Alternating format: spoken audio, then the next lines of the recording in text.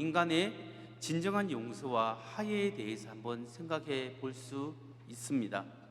이 영화에서 피해를 입은 시내라는 여성이 살인자에게 찾아가서 용서해 주기 전에 이미 그 살인범은 자신이 하나님을 믿었고 하나님이 자신의 죄를 용서해 주었다라고 고백하면서 자신의 그 하나님의 은혜를 이야기하면서 떳떳하게 용서의 은혜에 대해서 이야기하고 있습니다. 그렇다면 과연 이것이 예수님께서 우리에게 알려주신 복음이고 용서의 은혜이겠습니까? 물론 우리가 어떤 죄악을 범했든지 간에 하나님 앞에 진정으로 회개하고 돌이키면 하나님이 우리 죄를 용서하시고 예수 그리스도의 십자가의 보혈로 용서해 주는 것 맞습니다.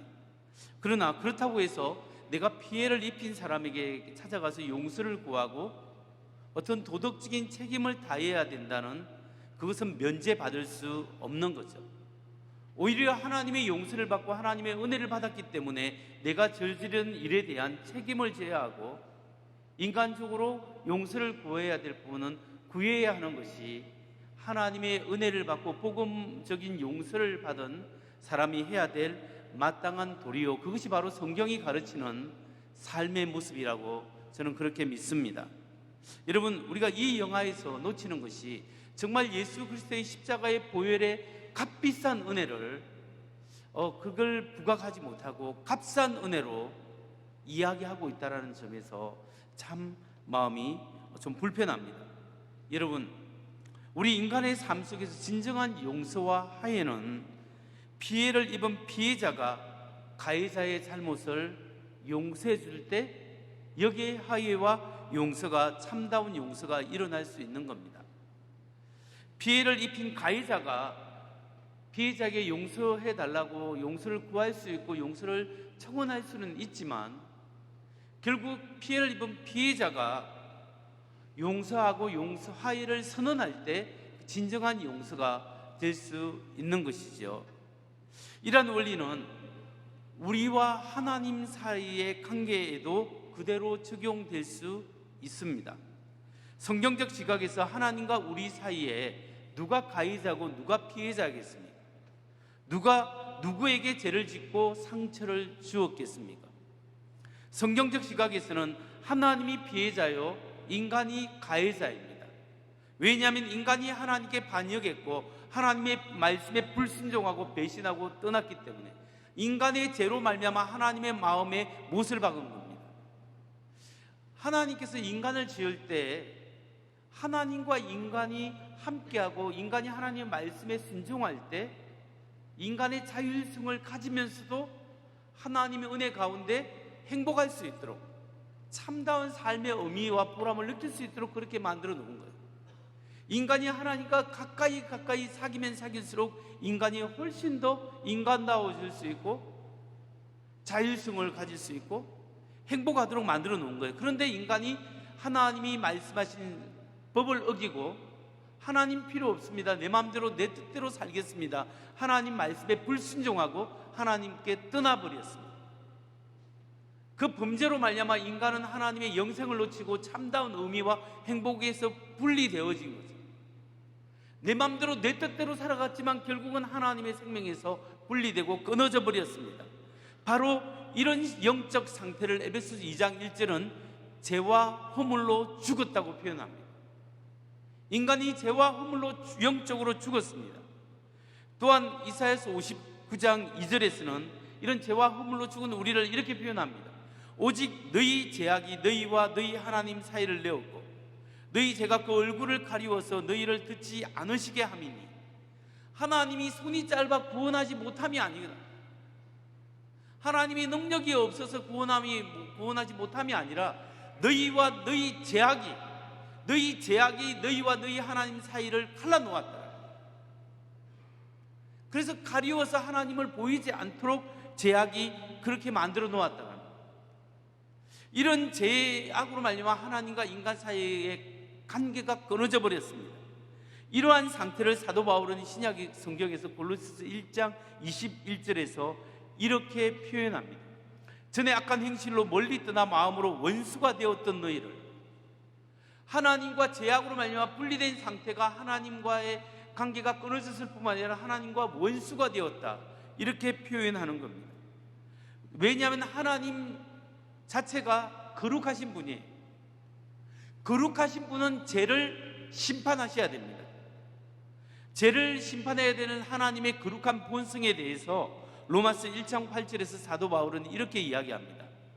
하나님의 진노가 불의로 진리를 막는 사람들의 모든 경건치 않음과 불의에 대하여 하늘로 쫓아 나타나나니, 하나님의 진노가 불의로 진리를 막는 모든 경건치 않는 사람, 그런 불의한 모습에 죄에 대해서 하나님의 심판, 하나님의 정의, 하나님 거룩한 분노가 임한다라는 거죠.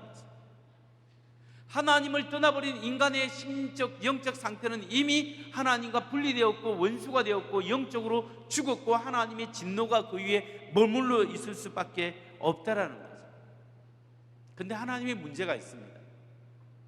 하나님은 거룩하신 분이 죄는 미워하고 죄를 심판해야 합니다. 근데 하나님의 딜레마가 뭐냐면, 하나님은 또 하나의 거룩한 하나님의 또 하나의 속성이, 하나님은 사랑이세요.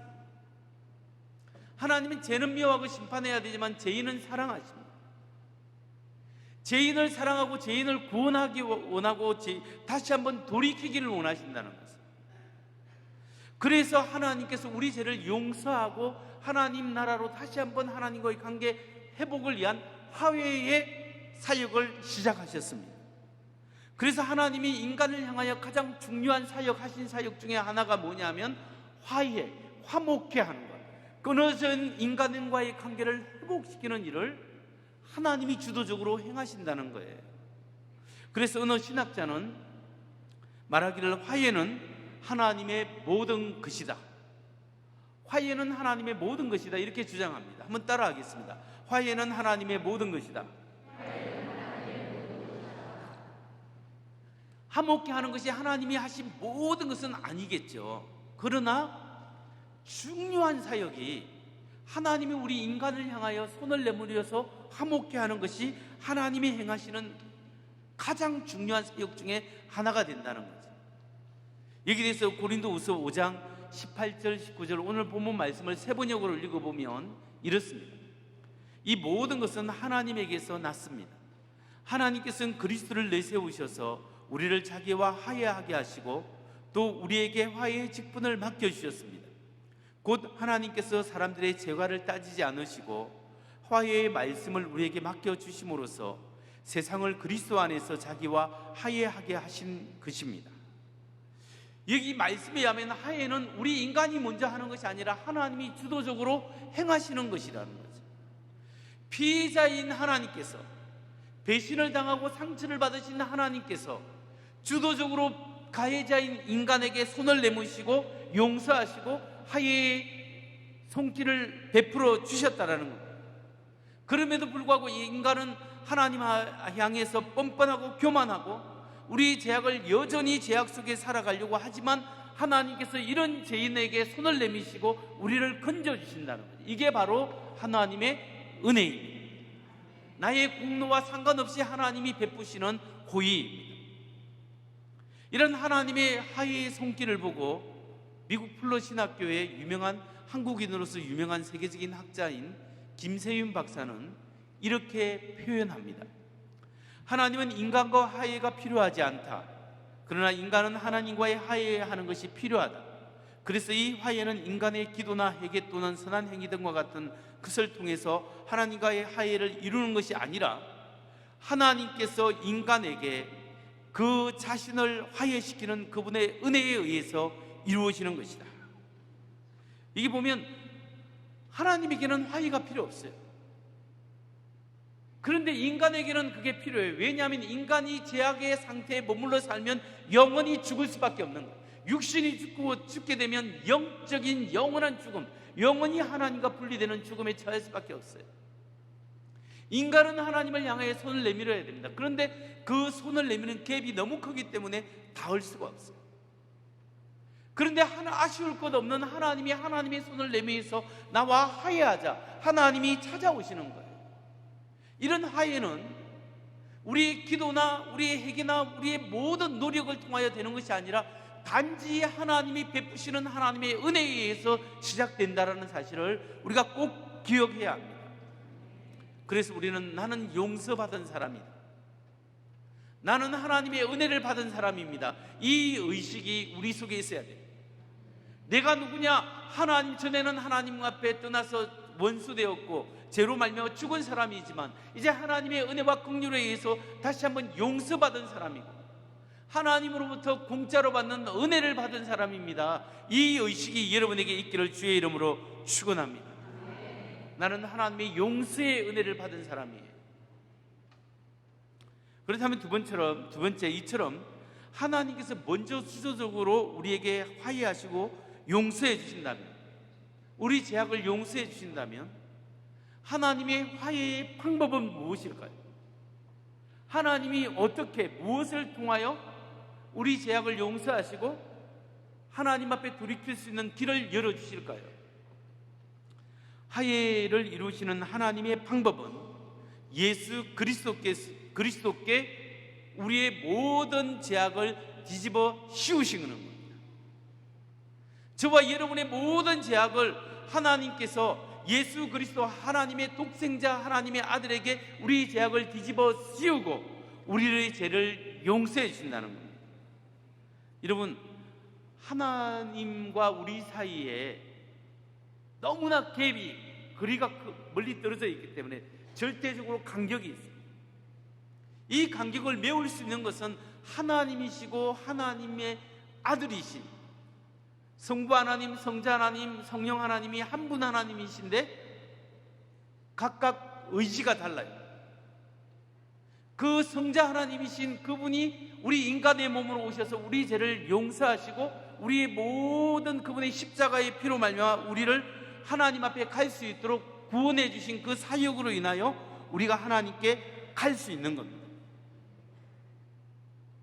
여러분, 이 하나님의 화목 사역에 대해서 고린도후서 5장 21절 세번역으로 보면 이렇습니다. 하나님께서는 죄를 모르시는 분에게 우리 대신에 죄를 씌우셨습니다. 그것은 우리가 그리스도 안에서 하나님의 의가 되게 하시려는 것입니다. 하나님 아버지께서 죄를 모르는 분 누굽니까? 예수 그리스도. 그 아들 예수 그리스도에게 우리 대신에 죄를 뒤집어 씌우신 겁니다. 그래서 예수님이 우리의 모든 죄악을 담당하셨기 때문에 그분의 십자가를 통하여 저와 여러분의 모든 죄를 담당하시기 때문에 우리 죄를 없애주시고 용서할 수 있다는 사실입니다. 여러분, 잘 생각해 보십시오. 2000년 전에 이스라엘 땅에 와서 한 청년이 우리 인류의 죄를 위하여 십자가에 못 박혀 죽었는데 그 예수님이 단순히 한 사람의 인간이었다면 그 예수님의 죽음이 지금 2000년 후에 여러분과 나와 무슨 상관이 있습니까? 만일에 어느 사람이 자기 부모의 죄나 아니면 어느 부모가 자기 자녀의 죄를 대신해서 형벌을 받거나 죽임을 당했다면 그 사람의 죽음의 의미는 가족을 살리는 겁니다. 그런데 그 부모가 자녀를 위해서 죽을 수는 있지만 그 부모의 죽음이 자기 자녀를 살리는 데는 어떤 효력이 있을지 몰라도 저 남의 동네에 있는 어떤 가정이나 다른 사람이나 수천 년 후에 어떤 사람을, 모든 사람을 위한 대속적 죽음, 다른 사람을 혜택을 위한 죽음은 될 수 없는 거예요. 마찬가지로 예수님이 2000년 전에 십자가에 못 박혀 죽었지만 그분이 예수님이 한 사람의 단순한 인간이었다면 예수의 죽음은 한 청년의 죽음일 뿐인 겁니다. 여러분과 저와 상관이 없는 거예요. 그러나 예수님은 하나님의 아들이시고 하나님이시기 때문에 우주를 창조하신 창조자요 인간을 만드신 하나님이시고 하나님의 아들이시기 때문에 인류의 모든 죄를 대신해서 짊어질 수 있는 대표자가 될 수 있는 거예요. 예수는 인류의 죄를 대신해서 짊어지는 대표자, 하나님의 어린 양이 되셔서 우리의 인류가 지은 그 모든 죄악, 아담 이후의 모든 범죄한 죄악을 대신해서 짊어지시고, 예수님께서 하나님이신 그분이 인간의 몸으로 오셔서 죄악을 짊어지시고 십자가에 죽으신 거예요. 그렇기 때문에 예수님의 죽음은 그 당시에 모든 사람의 죄를 위해서 죽으실 뿐만 아니라 그 이후에 2000년이 지난 지금의 모든 인류를 대신해서 죽는 대신 죄를 속하는 대속적인 죽음이 가능하다는 사실이에요. 여러분, 하나님의 아들이 우리 죄를 뒤집어 쓰셔서 십자가에 죽고 용서하시고 결국 뭐 하려고? 우리를 거룩하게 하시는, 거룩이 없이 하나님을 볼 수 없습니다. 예수의 피로 우리 죄를 용서할 뿐만 아니라 예수의 피를 우리를 페인트 칠에 있어서 하얗게 해주시는 거예요. 그래서 우리가 하나님 앞에 거룩함을 힘입어 하나님 앞에 나아가고 하나님의 자녀가 될 뿐만 아니라 하나님 앞에 우리를 새롭게 하시는 거예요. 새로운 피조물로 삼아주시고, 새로운 피조물을 삼아서 뭐하게?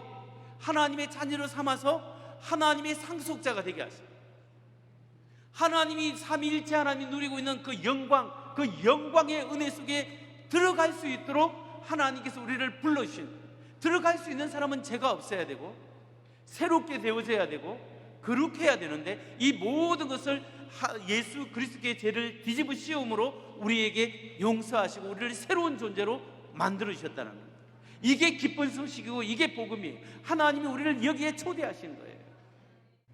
여러분, 우리가 이런 하나님의 은혜를 받았기 때문에 사도 바울은 오늘 본문 마지막 부분에서 우리를 어떻게 살아야 한다고 도전할까요? 고린도후서 6장 1절과 2절을 보면 우리는 하나님과 함께 일하는 사람으로서 여러분에게 권면합니다. 하나님의 은혜를 헛되이 받지 않도록 하십시오. 하나님께서 말씀하시기를 은혜의 때에 나는 내 말을 들어주었다, 구원의 날에 나는 너를 도와주었다 하셨습니다. 보십시오, 지금이야말로 은혜의 때요, 지금이야말로 구원의 날입니다. 보라, 지금이야말로 은혜의 때요, 구원의 날입니다 라고 이야기하면서 이 하나님이 베푸시는 은혜의 복음, 이 귀중한 복음을 헛되게 하지 마십시오. 헛되게 하지 말라고 우리에게 당부하는 거예요. 성도 여러분, 우리는 값비싼 은혜를 값싼 은혜로 만들면 되지 않습니다. 그리스도 안에서 이제 우리는 새로운 피조물이 되었습니다. 여러분이 새 것이 되어서 된 것이 아니라 하나님이 여러분을 새 것이라고 선포하십니다. 비록 내 모습은 죄악된 모습이 여전히 남아있지만 하나님이 여러분의 죄에 없다고 용서하셨고 예수의 피로 성령으로 거룩하게 하시고 새로운 존재로 살아가게끔 하나님께서 초대하시고 인도하셨어요. 그러면 우리는 어떻게 살아야 합니까? 변화된 인생, 변화된 삶을 살아야 하는 거예요. 다시는 옛날 거지의 모습, 옛날의 모습으로 옛사람의 모습, 자기의 영광, 자기의 욕구, 나의 비전을 쫓아가고 이기적으로 살아가는 그 삶을 던져버려야 합니다. 사도 바울이 이런 하나님의 은혜의 값진 은혜를 경험했기 때문에 하나님의 은혜를 은혜되게 하기 위해서 몸부림치는 노력이 있었습니다. 자신의 삶을 통하여, 자신의 사역을 통하여 어떻게 하면 변화된 삶을 살아가고 변화된 사람으로 사역할 수 있을까, 여기에 대한 몸부림치는 노력이 고린도 후서 6장 3절에서 8절에 나오고 있습니다. 한번 읽어보면 세 번역입니다. 아무도 우리가 섬기는 이 일에 흠을 잡지 못하게 하려고 우리는 무슨 일이라 했으나 아무에게도 끄리낌을 주지 않습니다. 우리는 무슨 일이 했으나 하나님의 일꾼답게 전신합니다. 우리는 많이 참으면서 환난과 궁핍과 공경과 매맞음과 옥에갇힘과 난눈과 수고와 잠을 자지 못함과 굶주림을 겪었습니다. 또 우리는 순결과 지식과 인내와 친절과 성령의 감화와 거짓없는 사랑과 진리의 말씀과 하나님의 능력으로 이 일을 합니다. 우리는 오른손과 왼손에 의의 무기를 들고 영광을 받거나 수치를 당하거나 비난을 받거나 칭찬을 받거나 그렇게 합니다. 바울은 정말 하나님 앞에 거듭난 하나님의 사람으로, 하나님의 사역자로 정말 자기 속에서 하나님이 거룩하게 해주셨으니 이 거룩을 성령의 은혜로 유지하고 참고 인내하고 매맞고 핍박 가운데서도 하나님의 그리스도의 복음을 증거하기 위해서 정말 성령을 따라 실제로 믿음으로 어루와졌고 실제로 의로운 삶을 살기 위한 몸부림이 자기 속에 있었다라는 거예요. 성도 여러분, 우리가 이제 그리스도 안에서 주님께서 용서하셨고 거룩하다 하시고 새로운 피조물이 되셨고 하나님의 자녀가 되어서 하나님의 영광 나라에 참여할 하나님의 백성이 되었습니다. 이제 그렇다면 우리는 어떻게 살아야 됩니까? 이 엄청난 은혜를 받은 사람이 이 은혜를 값지게 살아야 되지 않겠습니까? 하나님 아버지, 나로 하여금 변화의 삶을 살게 하여 주옵소서. 전에처럼 옛사람으로 살아가는 것이 아니라 변화되어서 정말 하나님의 은혜를 누리면서 살아가는 성령을 쫓아 행하는 하나님의 사람으로 살게 하여 주옵소서. 이 소원이 우리 속에 있어야 한다는 거예요. 여러분, 우리는 한없는 하나님의 은혜를 받았습니다. 이 한없는 은혜를 값지게 여기는 삶을 살고 있습니까? 아니면 아직도 하나님의 은혜를 받았는데 이 교만한 마음으로 아직도 내 자신을 드러내고 나를 주장하려고 하고 아직도 자기 마음대로 살고 하나님은 제쳐두고 나의 영광을 추구하면서 아직도 옛날이나 지금이나 교회 다니는 것 빼고 똑같이 살아가고 있습니다. 상처를 준 사람, 나는 더 상처를 주고 내가 더 어떻게 해봐야지 하면서 꽁한 마음으로 살아가고 있습니다. 용서할 사람 용서하시기 바랍니다. 사랑할 사람 사랑하시기 바랍니다. 여러분 생각하십시오. 하나님이 나를 어떻게 사랑하셨는가, 그 사랑을 생각하셔야 됩니다. 하나님의 한없는 은혜와 사랑을 생각하면서 내가 받은 상처 십자가 앞에 내려놓으시기 바랍니다. 그리고 하나님께 받은 그 은혜 때문에 사랑하고 용서하고 그리스도 안에 소망하면서 살아가시기 바랍니다. 여러분, 혹시 여러분 중에 부모님께 상처받은 심령이 아직도 엉어리져 있다면 주의 이름으로 용서하고 보혈의 은혜로 은혜를 더듬기 바랍니다. 어떤 분은 이제 돌아가셔서 부모님께 뭐라 하고 싶어도 할 수가 없고, 어떤 분은 나이가 너무 많아서 잘 알아듣지도 못하는 엄마 아빠 놓고 뭐라고 이야기하겠어요. 주의 이름으로 용서를 선포하십시오. 어떤 분은 형제 자매를 통해서 친척 간의 그 마음의 상처 때문에 굉장히 구웅하고 마음이 불편하신 분이 있을 거예요. 어떤 분은 교회에 와서 성도님으로부터 이야기 듣고 상처를 받고 왕따 당하는 느낌도 들고 어려움 당하는 분도 있을 거예요. 어떤 분은 정말 친한 사람인데 마음을 주었는데 이 사람은 내 마음을 국회에서 받아들여서 내가 너무나 마음이 아픈 그런 가운데 있을 거예요. 예수님의 십자가를 생각하십시오. 그분이 인간의 몸으로 오셔서 모욕을 당하셨어요. 침뱉음을 받고 뺨을 맞고 가시멜용을 쓰고 결국은 옷도 다 빼앗기고 벌거벗긴 채로 십자가에 매달려서 모욕당하면서 하나님의 아들이신 그분이 가장 연약한 모습으로 십자가에 못 박혀 죽으면서 우리 죄악을 용서하고 나의 죄악을 용서하기 위해서 나로 하여금 하나님의 자녀가 되게 하고 하나님께 돌이켜서 거룩해서 하나님의 새 것이 되어서 하나님의 자녀로 영원한 하나님 나라의 상속자로 삼아주기 위해서 그분이 그 고통을 당한 것을 생각하면서 주님, 이 부족한 사람을 불쌍히 여기시고 주님의 은혜와 사랑으로, 나의 힘으로는 할 수 없지만 주의 은혜로 사랑으로 용서하게 하시고 사랑하게 하시고 그 마음이 주님의 보혈로 코팅되게 하셔서 다시는 같은 상황에서 그 감정이 일어나지 않도록 주님의 이름으로 용서를 선포합니다. 고백할 때 하나님의 성령이 여러분을 사로잡는 그 놀라운 은혜와 값비싼 성령의 은혜를 경험하게 되는 여러분 되시기 바랍니다. 이 하나님의 값비싼 십자가의 은혜를 깨달은 아이작 와처는 이렇게 시를 적었습니다. 이 시를 읽고 마칩니다. 주달려 죽은 십자가, 우리가 생각할 때 세상에 속한 욕심을 헛된 줄 알고 버리네. 죽으신 구주밖에는 자랑을 말게 하소서. 보혈의 공로 입어서 교만한 마음을 버리네. 못 박힌 손발 보오니 큰 자비 나타내셨네. 가시로 만든 멸류관 우리를 위해 쓰셨네. 온 세상 만물 가져도 주원에 못다 갚겠네. 놀라운 사랑 받은 나 몸으로 제물 삼겠네. 나를 용서하시고 화해하기 위해서 찾아오신 그 하나님의 은혜를 받은 우리가 우리 주의 허물을 용서하고 사랑하고 이해하고 덮어주는 은혜의 하나님의 은혜를 경험하게 되는 우리 모두가 되기를 주의 이름으로 축원합니다.